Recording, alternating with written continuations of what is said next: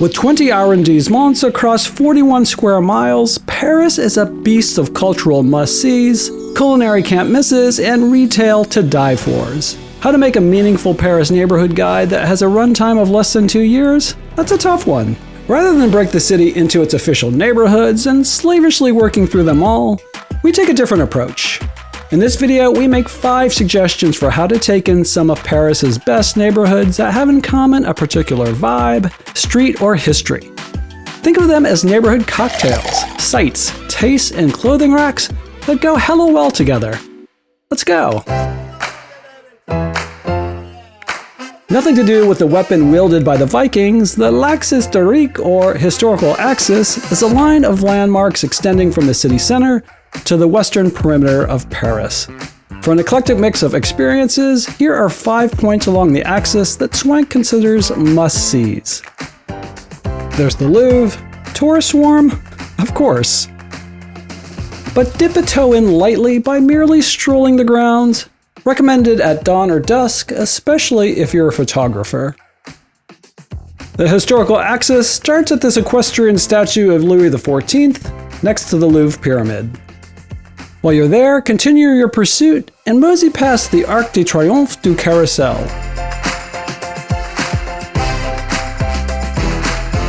And then through the ornate and always busy Jardin des Tuileries. Up next, the Champs Elysees, probably the most famous street in the world for glamour shopping.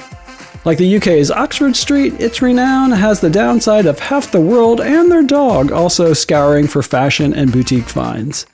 Ease into the crowds by walking the full length of the boulevard, starting at the chilled eastern end.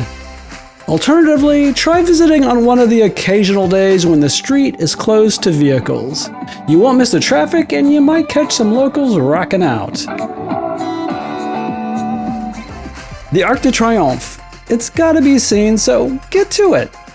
Heads up, it can take up to 20 minutes to walk all the way around the monument, owing to each road of the traffic circle having its own walk light.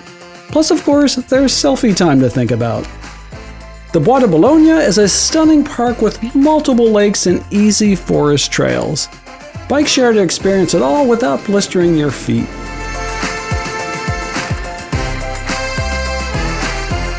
The Axe Historique terminates at La Défense. This is officially a business district, not unlike London's Canary Wharf. It also has one of the biggest shopping and entertainment centers in the region. An architectural can't miss here is Le Grand Arche. The name is ironic because there's not a curve to be seen in this incredible cube-shaped monument. Built in 1989, the Grand Arch was intended as a contemporary update on the Arc de Triomphe, celebrating humanitarian ideals rather than military. Be sure to mount the steps and go inside the cube, where you'll find gleaming sci-fi surfaces and this intriguing art installation. If you prefer your art a bit quirkier, well, La Défense has you covered too. Our next recommendation? Walk the full length of Boulevard Saint-Germain. Start at the Assemblée Nationale and finish at the Pont du Soleil. You'll take in 3 charming historical neighborhoods, Saint-Germain-des-Prés, Odeon, and the Latin Quarter. Here are 5 things not to miss along the way. Start with the Café de Flore, where kind of a big deals in French literary and artistic history used to hang out. For example, Pablo Picasso. It's pretty pricey, but that's the Picasso effect. You won't have to walk far for our next recommendation. It's 2 doors down. The former hangout spot of Sartre, de Bouvier, and Camus. The Deux Magots Café is considered ground zero of modern French philosophy. The coffee ain't bad either. And finally, don't miss the Café Laurent, the granddaddy of historical cafes. It dates back to 1690. Voltaire and Rousseau once kicked back here. Today it's a jazz lounge and a high-end coffee house. Colleges don't come more storied than the Sorbonne, one of the first universities in the Western world. Many of the Sorbonne's buildings are on the Boulevard Saint-Germain or within a few blocks of it. Fans of modern architecture should be sure to ogle the Pierre and Marie Curie campus at the eastern end of the boulevard. If you're into movies, this gem in the Latin Quarter is for you. It's one of the oldest cinemas in Paris. It recently added a swanky tea room decorated by the grande dame of the silver screen, Catherine Deneuve. No visit to the Boulevard Saint-Germain would be complete without standing in awe before the Pantheon. It's located toward the eastern end of the Saint-Germain Boulevard and approached via a steep hill. This neoclassical monument, dating back to the mid-18th century, really does speak for itself. Marais all day, baby. That's our favorite Paris mantra here at Swank. After just one visit to this hip right bank neighborhood, we're pretty confident you'll agree. Stretching across the 3rd and 4th arrondissements, the Marais district is both winningly historic and deliciously right now, and it's home to 3 of the Swank Guide's best Paris hotel recs. Here are Swank's 5 Marais must-sees. This historical passage is today lined with boutique stores and eateries. The heart of the Jewish quarter, Rue du Rosier, offers some of the best Middle Eastern food in the city. Most especially falafel legend L'As de Falafel, in its own words, often imitated but never equaled. We couldn't say it better ourselves. This elegant park is Paris's first planned square, dating back to 1612. Parks in Paris do come bigger, so don't head here to work on your memoirs in strict silence. It's better regarded as a pretty happening spot to park yourself with takeout coffee and pastries during a marathon retail session in the Marais. Speaking of retail, there's plenty of it in the Marais, with an emphasis on the independent and the idiosyncratic. 2 Swank recommendations: Duplex on the Rue des Archives and Merci on the Boulevard Beaumarchais. Duplex is one of several Marais stores crushing it when it comes to men's fashion. Meanwhile, Merci is a concept store offering top pieces from major stylists, plus boutique homeware, plus coffee. What's not to love? Architecture aficionados are sure to have their minds blown by this iconic building, designed by Renzo Piano and Richard Rogers. Just walking and gawking around it is a pleasure in itself. But you'd be foolish not to go inside, where you'll find the largest modern art collection in Europe. But note that the Pompidou is scheduled to close for renovations from 2023 through 2027. For many reasons, you'll want to end your time in the Marais at the Rue des Archives. For a vibrant spot to witness sundown and beyond, head to the Jew restaurant. To find it, just look for the gay pride umbrellas suspended over the sidewalk. Oh yeah, and that won't be the last time you pass under a rainbow in the Marais. Since the 1980s, the Marais has been the center of LGBT culture in Paris. Clothing, canoodling, loving, and living. Faubourg-Montmartre, Strasbourg-St. Denis. Yup, it's a mouthful, and I don't even know if I'm saying it right, but that's what we're calling one of our favorite areas in central Paris. We're talking about the area from Rue de Faubourg-Montmartre to Porte Saint-Denis up to Rue Lafayette.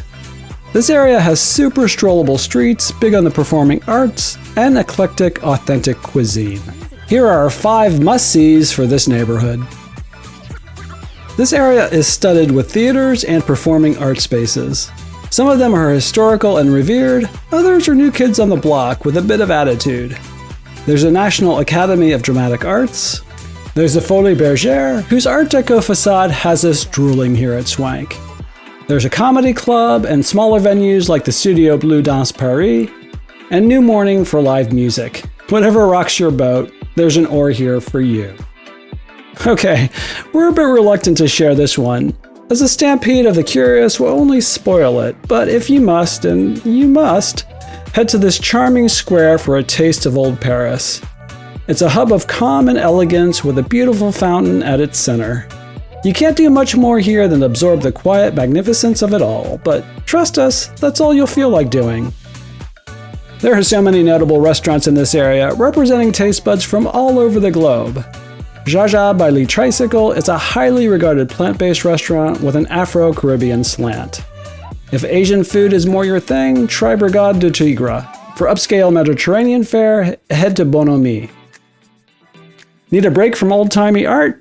Head to this permanent exhibition dedicated to the elusive street artist known as Banksy. Irreverent, but never irrelevant. The Grand Rex may sound like a particularly badass European dinosaur, but, well, actually, that isn't far off, figuratively speaking. This Art Deco movie house is so much more than just a cinema. There's also concerts and shows, and our favorite offering, an interactive guided tour that literally walks you through the making of a fictitious movie. If it's young, up and coming, sometimes a bit scruffy, but always low-key cool, then it's probably in Northeast Paris, roughly correspondent with the 19th and 20th arrondissements. And here are Swank's 4 must-sees for your inner rumpled hipster. Walking the length of the Canal Saint-Martin is one of our favorite ways to spend a sun-soaked afternoon in Paris. But there's more to this vibrant area than just canal side.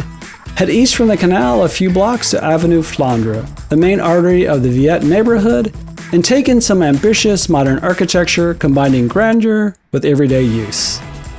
Then there's the 104, as we'd say in English. This formal funeral home has been converted into a multi-genre performance event space. It's particularly big on live hip-hop. Paris street artists aren't exactly shy, so you'll spot some stunning art out there just walking around. But to check out Paris street creativity, head here, where the walls have been commandeered by spray and poster artists.